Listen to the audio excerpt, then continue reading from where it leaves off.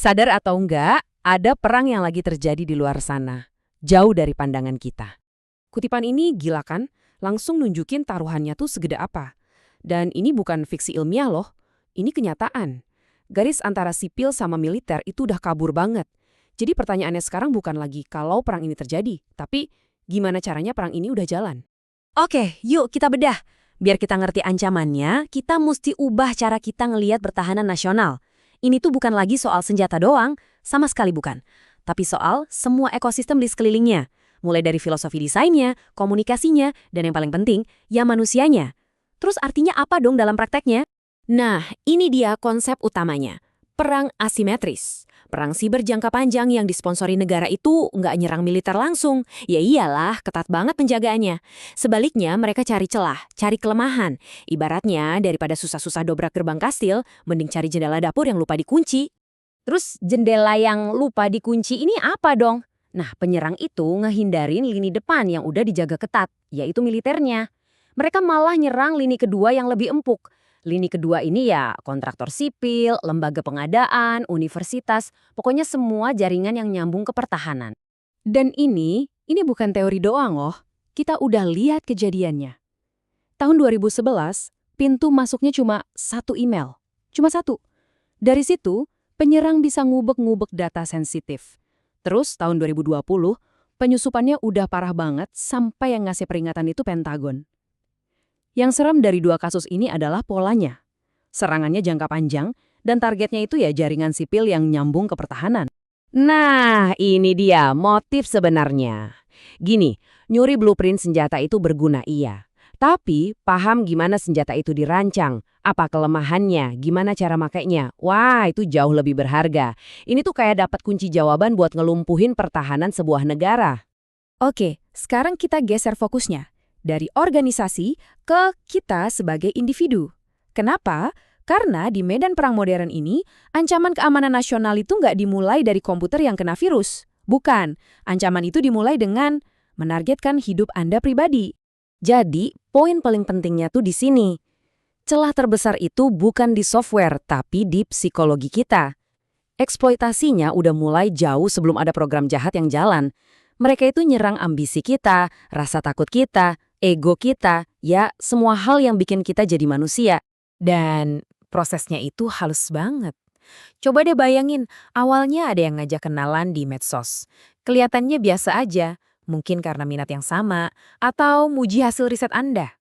Pelan-pelan, hubungan dibangun. Kepercayaan tumbuh. Terus, pas Anda udah ngerasa nyaman, baru deh muncul permintaan informasi. Kelihatannya sepele, tapi itulah jebakannya. Ini rekayasa sosial tingkat dewa. Satu hal yang perlu kita pahami betul, tujuan strategis dari penyusupan ini tuh bukan buat ngerusak secara langsung. Setidaknya bukan itu tujuan awalnya. Tujuannya jauh lebih besar dari itu. Mereka itu bukan cuma ngumpulin data, mereka itu lagi ngebangun gambaran utuh. Mereka pengen tahu gimana cara sebuah negara berfungsi dan bertahan. Gimana sih sistemnya bekerja? Kapan diupdate, di mana titik lemah infrastruktur vitalnya, kayak kabel bawah laut atau listrik, dan yang paling penting, gimana para pemimpin ngambil keputusan pas lagi genting-gentingnya. Coba kita berhenti sebentar di sini. Kalau semua pengumpulan intelligence ini bukan buat langsung ngebom sesuatu, terus buat apa dong? Jawabannya agak mengerikan. Tujuannya adalah untuk tahu di mana harus memotong untuk mematikan. Mereka mau paham titik-titik vital sebuah negara sampai sedetail mungkin, biar negara itu bisa dilumpuhkan kapanpun mereka mau. Bukan buat ngancurin gedung, tapi buat mutu sistem syaraf pusatnya. Nah, disinilah semua kepingan puzzle strategi jangka panjang ini akhirnya nyambung. Semuanya mengarah ke skenario paling buruk, di mana semuanya kelihatannya baik-baik aja, sampai di satu momen paling krusial, momen di mana kegagalan itu sama sekali nggak boleh terjadi. Coba bayangin. Ancaman-ancaman ini tuh diem aja, nggak aktif. Mereka itu kayak agen tidur yang udah ditanam bertahun-tahun sebelumnya. Disiapin buat diaktifin serentak pas lagi ada krisis. Tepat di saat pertahanan negara lagi dibutuhin-butuhinnya. Lalu, suatu hari, klik, kegagalan beruntungnya dimulai. Awalnya dari hal sepele. Komunikasi telat dikit, cuma dikit, tapi cukup buat bikin bingung. Terus, levelnya naik. Sistem-sistem penting gagal dinyalain.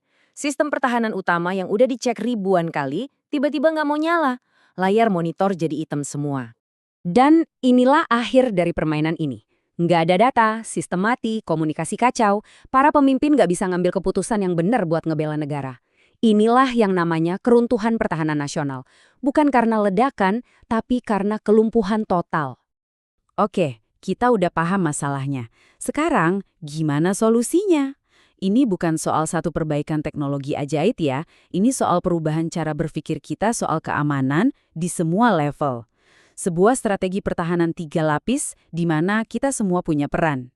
Di level negara, artinya semua perusahaan dan universitas yang terkait pertahanan harus dianggap sebagai satu ekosistem keamanan. Di level organisasi, kuncinya adalah prinsip hak akses minimum. Artinya, orang cuma bisa akses data yang emang mereka butuhin aja. Titik. Keamanan di atas kenyamanan. Dan yang paling penting, di level individu, kita harus ubah pola pikir. Buang jauh-jauh asumsi kalau semua orang di online itu niatnya baik. Hati-hati sama pendekatan yang terlalu menyanjung ego. Jadi, kesimpulannya, medan perang itu udah nggak di tempat yang jauh lagi. Medan perangnya ada di inbox email Anda, di profil media sosial Anda, di dalam kantor Anda. Perang sunyi ini udah berlangsung. Pertanyaan terbesarnya sekarang adalah, apa Anda siap jadi prajuritnya?